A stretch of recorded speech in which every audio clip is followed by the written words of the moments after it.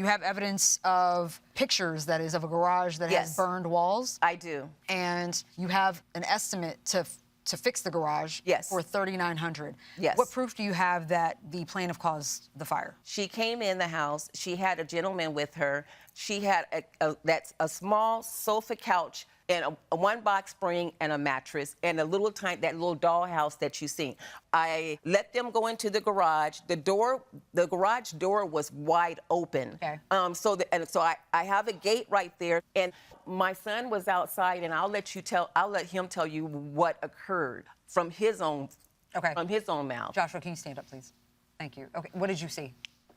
Can you scoot in? Oh, actually, I seen when I walked into the garage, I think there was 2 different fires. There's 2 different box fires. One was by like a wooden shelf, and the other one I think was by the drywall on the side. When you're going through the garage. Did you see anybody start the fire? I didn't witness it myself. You just saw the fire? I just saw the fire. Okay. What proof do you have that she caused the fire? Well, when we saw the fire, we hurry up and we went and grabbed some water hoses and we started trying to hurry up and douse it as we were calling 911. My neighbor next door, he didn't know what was going on. He just seen a great big gush of black smoke. Everything was under electrical or else under gas. If you would go to the exhibits on the pictures. I'm waiting for proof. Yes. She started this fire. Yes. Well, when the fire department asked me, who do you think did this? I says, well, we just had our ex-disgruntled caregiver here. We just had her leave here, and she was the only person in the garage. So I said, but my neighbor next door has a video camera. You might want to go over there and ask them. And lo and behold, he could see her, Kayla Farrer, and her accomplice going in, and then exactly 1 minute later, the whole garage being engulfed. So the arson, you have that video?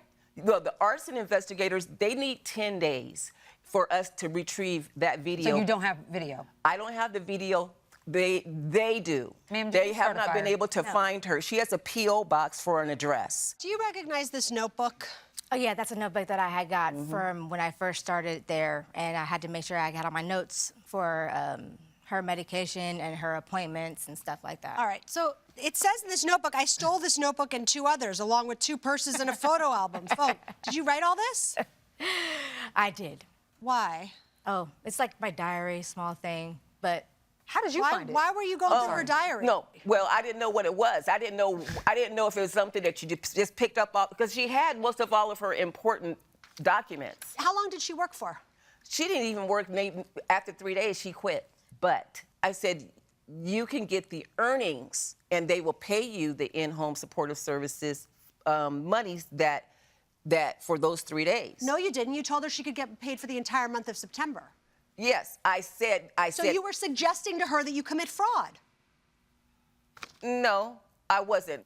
I have a... I think she... You want to answer? Yes. Yes, so if you can take this up to them. What is that? Just tell us. Oh, just a little bit more text messages about how she cut off, the kitchen, so I couldn't provide for my daughter. And she's saying that she was allergic to dogs at one point, and that I couldn't bring my dog inside the house anymore.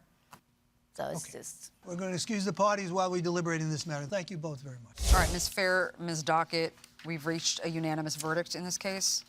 Both sides had issues in terms of evidence. Ms. Dockett, we found that your post renting a room was misleading.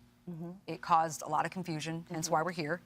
But we did find that you hired the plaintiff to do a job. You testified that she did that job for a number of days. And so you can't then just decide that you don't want to pay her for the work that she did do. As far as the rental fee, you called it a rental fee, you called it a bond, whatever it may be called, we are going to credit that to you too as well, Ms. Fair. So that comes out to a total of $1,480. And as far as your countersuit is concerned, Ms. Dockett, you've talked about the arson investigator pulling a video. We should have seen that video. You provided zero proof that the plaintiff was responsible. As far as cleanup costs, you provided evidence of that, but we didn't see the condition of the room in the first place, and she lived there for less than 30 days. So you just failed to meet your burden there. So the verdict is in favor of you, Ms. Fair, for $1,480. Ms. Dockett, your countersuit is dismissed.